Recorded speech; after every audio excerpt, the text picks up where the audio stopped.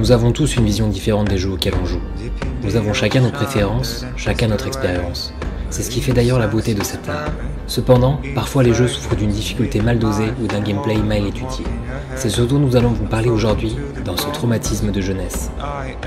Hello mes amis beaux, ici Conquerax au rapport et je vais vous parler d'un jeu qui m'a traumatisé étant plus jeune. Il s'agit du jeu Silicon Valley sur Nintendo 64, qui est un excellent jeu pour la critique et pour un petit peu toutes les personnes qui ont pu y jouer. Et moi j'étais vraiment petit au moment de tâter ce game et c'est vrai que je ne comprenais rien au départ, puisqu'on incarne une espèce de puce qui sort d'un robot et on doit contrôler différents personnages, différents animaux mais totalement bizarres.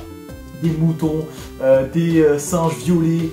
C'était un truc de fou, c'était dans un monde totalement psychédélique, très coloré, ultra flashy. Et franchement, quand j'étais petit, je comprenais rien. Je me souviens de ne pas avoir passé les 3 premiers niveaux sans me prendre la tête, mais pendant 1 heure. En plus, il n'y a pas d'indication que c'est pas ce qu'il faut faire. Il faut aller sur des plateformes à travers des objectifs qui sont pas vraiment bien expliqués. En tout cas, quand j'étais plus jeune, franchement, c'était un peu la galère.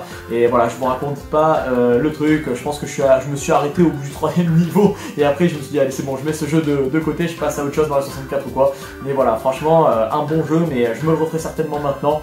Et voilà, c'est un petit peu l'expérience qui m'a traumatisé de gamer, puisque je n'ai pas pu développer ce jeu que j'avais acheté assez cher à l'époque, parce que le cartouche 64 valait assez cher.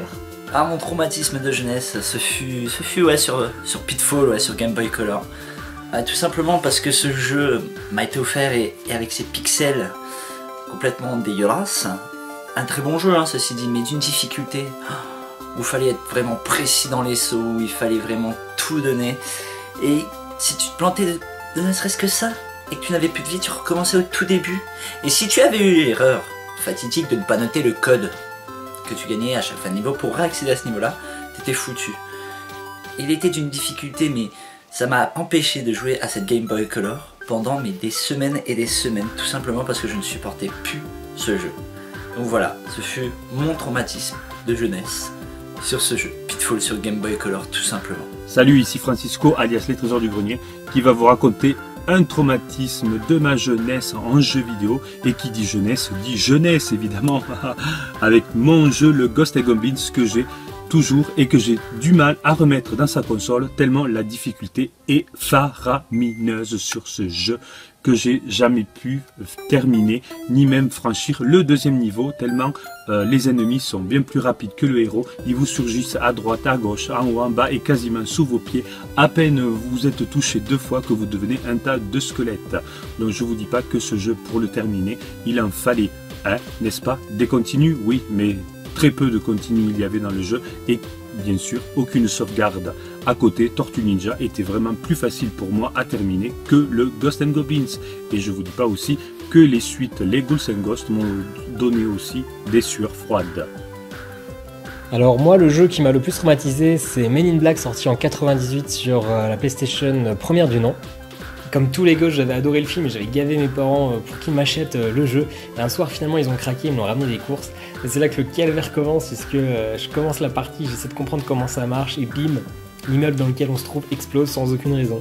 Donc je recommence, je découvre finalement qu'il y a une bombe, mais je me rate 1, 2, 3 fois pour la désamorcer. Au bout de quelques parties, je commence à comprendre comment faire, et là, 3e obstacle, on est sur un balcon, il y a un trou devant nous. Si on passe par le trou, on meurt, et il n'y a pas d'autre chemin. J'ai dû recommencer la phase un bon paquet de fois sans jamais trouver comment faire. Le pire, c'est que moi je voulais ce jeu pour le 2e niveau, le centre d'entraînement du Men in Black, et j'ai jamais pu y arriver. Alors je vous expliquerai pas comment faire, je vous laisserai chercher un petit peu, mais moi j'ai dû jouer 2 heures, 3 heures max à ce jeu et ne plus jamais y toucher. Le pire, c'est que j'avais tellement embêté mes parents pour l'avoir que j'allumais la console et faisais semblant de jouer au jeu pour qu'ils ne se rendent pas compte qu'ils me l'avaient acheté pour rien. Alors moi, un traumatisme de jeunesse que j'ai eu, ça serait plutôt mon passage de Nintendo à Sega en fait, et dans le jeu de plateforme, mon passage plus exactement de Mario 1 à Alex Kidd Miracle World. Alors pourquoi ce jeu? Pas parce que c'est un mauvais jeu, très loin de là même, tout simplement juste parce que déjà il était beaucoup plus difficile que du Mario. Et lorsque j'avais 5-6 ans quand je faisais ce jeu, même pas, lorsqu'on finit en fait le premier niveau qui est déjà assez dur, on tombe sur un boss en fait où il y a du pierre, du papier, ciseaux. Et je trouvais ça très difficile quoi, parce que c'était un petit côté de hasard que de nos jours on peut à un certain âge y arriver facilement quand on a compris la logique des boss et que surtout ils jouent tout le temps la même chose.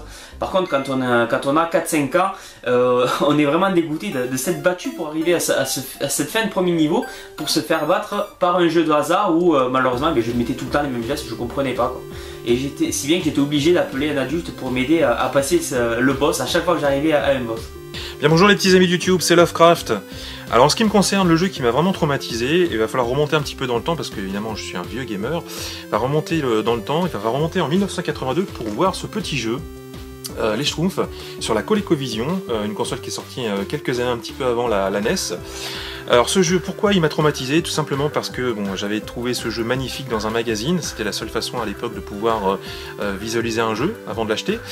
J'avais trouvé magnifique, j'avais trouvé que ça ressemblait à un dessin animé carrément. Donc je m'achète le jeu, enfin plus exactement c'est mes parents qui m'achètent le jeu, et je la mets dans ma ColecoVision toute neuve, toute belle, et je m'aperçois qu'en fait le jeu est une catastrophe.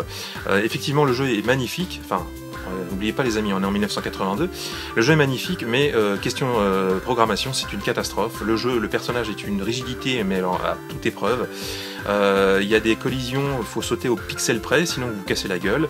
Vous vous faites choper par des chauves-souris dans les grottes, etc. Le jeu est tout simple, hein, c'est de sauver la schtroumpfette bien sûr. Donc effectivement un jeu qui m'a vraiment traumatisé. La preuve, hein, je vous en parle pratiquement 35 ans plus tard. Alors si je devais choisir un jeu qui m'a traumatisé, un traumatisme de jeunesse, je pense sans hésiter que ce serait le Kurushi, sorti sur PlayStation. Pour ceux qui ne connaissent pas, c'est un puzzle game, un jeu de réflexion. Quand on est jeune, jouer à un jeu entre guillemets de réflexion, un jeu assez intelligent, c'est déjà un petit peu compliqué. Il faut vraiment apprécier le concept, il faut aimer résoudre des énigmes. Et le point qui est stressant, c'est qu'évidemment vous pouvez mourir, et tout ce qui est ambiance sonore dans ce jeu est vraiment très bien rendu. En fait, le but, vous avez une rangée de cubes, et le seul but c'est de survivre, il n'y a pas de scénario. C'est-à-dire que les cubes avancent vers vous, vous devez les éliminer. Si vous y arrivez, ils disparaissent. Si vous n'y arrivez pas, c'est la plateforme en dessous de vous qui disparaît. Mais je sais pas, l'ambiance de ce jeu, les décors noirs et vides tout autour, c'est très oppressant, c'est très stressant. Donc je pense que c'est une bonne expérience, un bon traumatisme de jeunesse. Je sais que ça n'a pas vraiment de sens ce que je dis là. Mais voilà, Kurushi, ambiance très particulière, traumatisant, ça oui.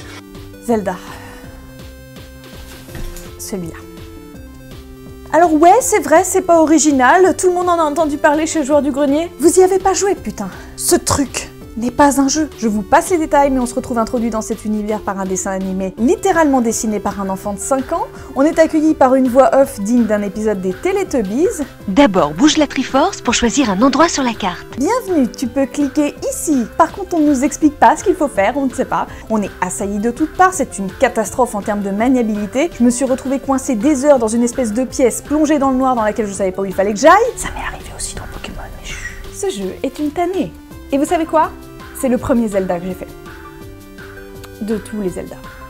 Allons nous battre contre les légions diaboliques de Ganon. Et vous, quel est votre traumatisme de jeunesse?